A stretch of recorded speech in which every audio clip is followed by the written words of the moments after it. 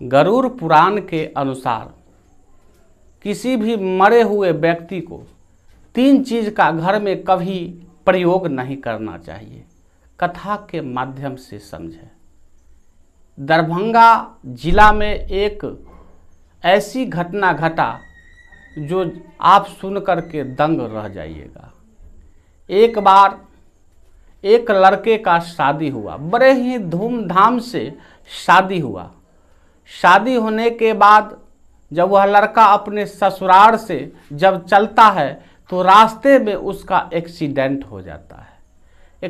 Accident होने के बाद लड़का तो बच जाता है, लेकिन वर वधू जो है वो एक्सपायर कर जाती है, मर जाती है।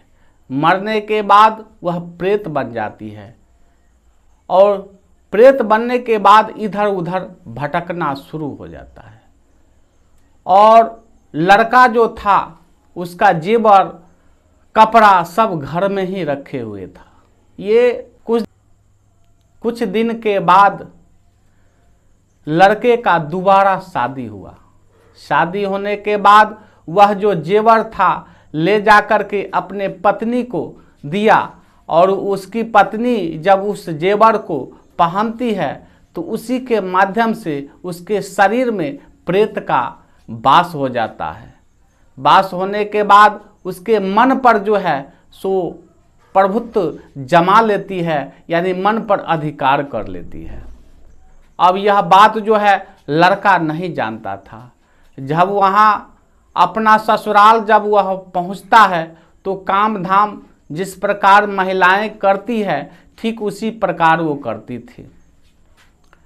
और एक दिन की बात है, वह जो प्रेत आत्मा जो उसमें वास था, किसी काम के लिए उसकी सास बोली कि बहू जो है बहू को कहती है कि थोड़ा सा सामान दो। तो वहीं जो है खाना बना रही थी, तो वहीं बैठे बैठे हाथ को बढ़ा करके उस सामान को अपने सास को जब देती है तो यह देख करके उसको बड़ा ही अचंभा होता है और कहती है, बेटी तुम कौन हो?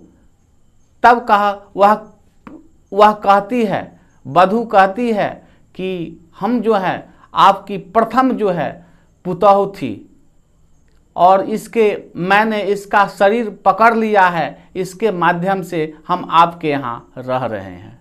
बंधुओं, यहाँ बड़े ही समझने की बात है कि कोई भी व्यक्ति को अगर प्रेत पकड़ता है, पिशाच पकड़ता है, तो समझिए उसका शरीर जो है अपवित्र है। पवित्र रहने पर ही प्रेत जो है प्रेत आत्मा पकड़ता है। कोई भी नारी अगर रात्रि में स्नान करती है और बालों को जो है संवारती नहीं है, बाल खुला ही रखती है, तो प्रेत जो है एक वायु प्रधान है, तो हवा के माध्यम से उसके शरीर में प्रवेश कर जाती है। तीसरा जो है कि कोई भी नारी अगर रात्रि में स्नान करती है और बाहर में कपड़ा अगर पसारती है तो उस कपड़ा के माध्यम से ही उसके शरीर में प्रवेश कर जाता है, क्योंकि 84 लाख योनि है और 84 लाख योनि में एक प्रेत योनि भी होता है। यह बंधुओं बड़े ही मानने की बात है। तब वह वधू जो है सामान को दी तो सास जो है काफी जो है उसे डरने लगी।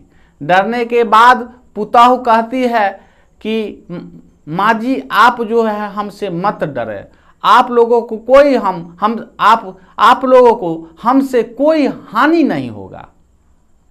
अगर हमारे साथ गलत कीजिएगा तो हम आपको नाश कर देंगे, जान मार देंगे।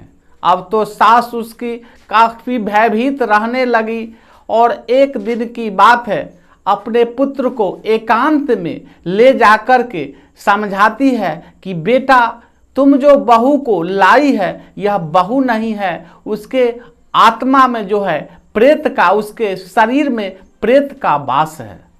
अब लड़का भी डरना शुरू कर देता है, लेकिन माँ कहती है कि सामान्य की तरह रहो नहीं तो जान मार देगी।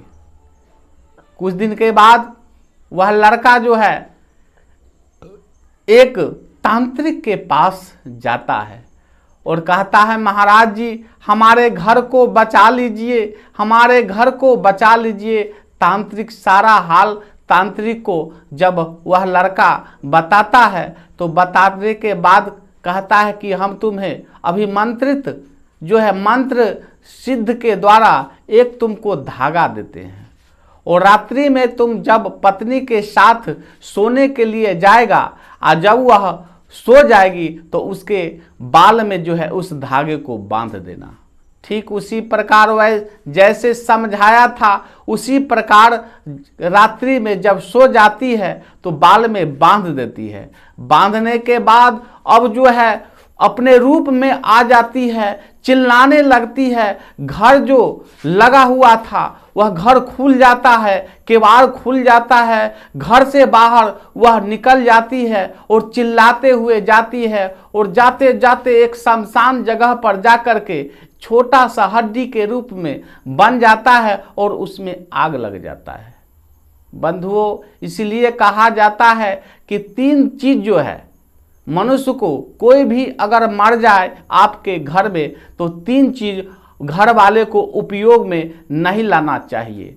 पहला जो है कपड़ा, उसकी कपड़ा को कोई भी घर का सदस्य को नहीं पहनना चाहिए।